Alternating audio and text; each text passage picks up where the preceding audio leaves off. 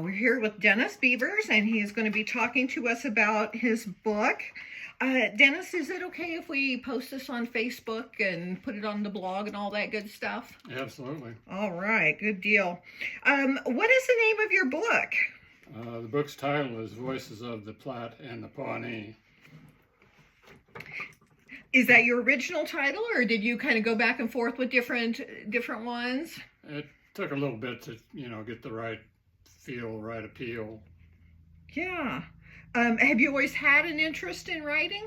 It seems like I've been writing on this forever, and finally I got to the point, hey, I'm 80-something, maybe we better get this done.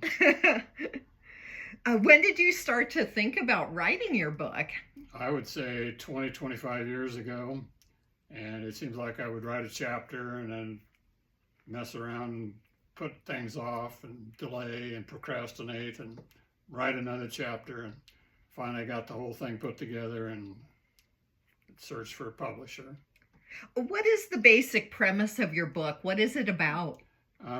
Deals with farming in the Platte Valley along the Platte River, and I've always had an interest in the Pawnee Indians, and so I combined the whole thing into one book. What era is this set in? Starts in about the 1860s, and comes up through the years to probably the 1920s. What is the basic storyline about? Well, it involves a young farmer in school in Iowa, has an interest in a certain young lady, and has to fight like heck to gain her attention and trust and loyalty.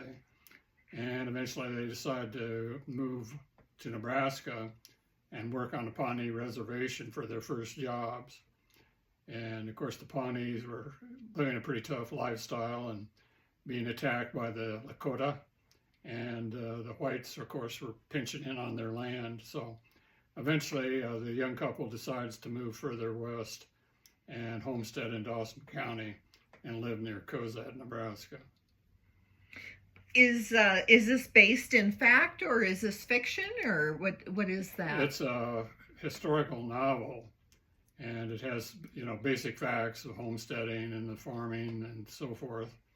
And of course, it is a novel, so everything is pretty much fictional except for John J. Cozad, who we know is a real person.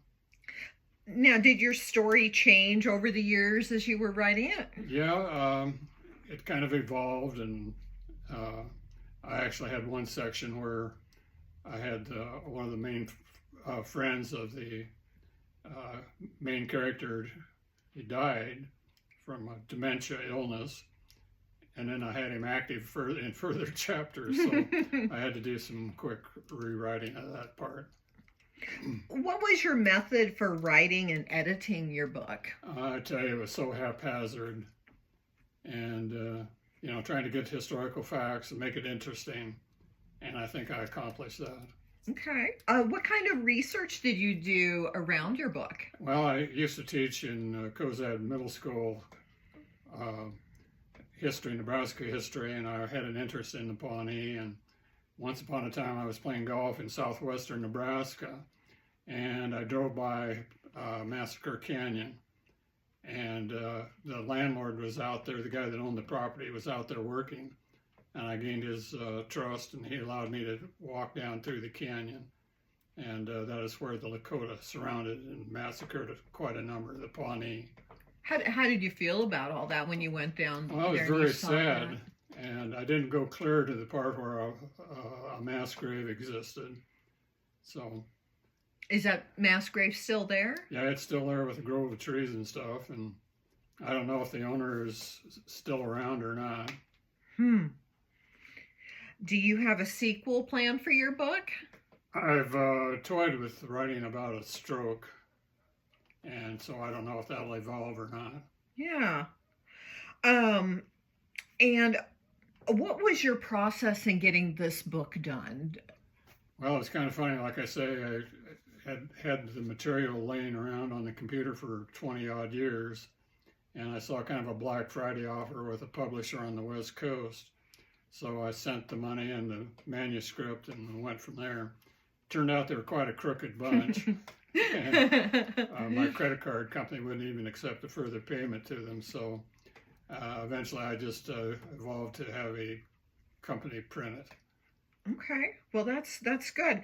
How can people get a copy of your book? Okay, I tried to hook up with Google unsuccessfully, and I don't know if that was because of the publisher I referred to earlier or not, but I'm in the Cozad phone book, or people can call me or email me, or especially look on Facebook. Okay, and then you're going to have a Facebook page, Dennis Beavers, author. Yeah. Okay, all right. That's great. And any other thoughts that you'd like to talk about with your book? Well, if anybody wants to write, I suggest they be very careful of the publishers that are out there. I'm sure there's good, reliable ones, and they'll do it for a fairly good piece of money. And there's a lot of crooked ones that'll maybe sell 2 books and pay you for 1, maybe. So there's a lot of crookedness in the business. So good luck, and I hope you had more success in that area than I did. Well, all right. Well, thank you, Dennis, for doing the interview, and great luck with getting your book out there and selling it. Yeah, thank you, Rose Mapel.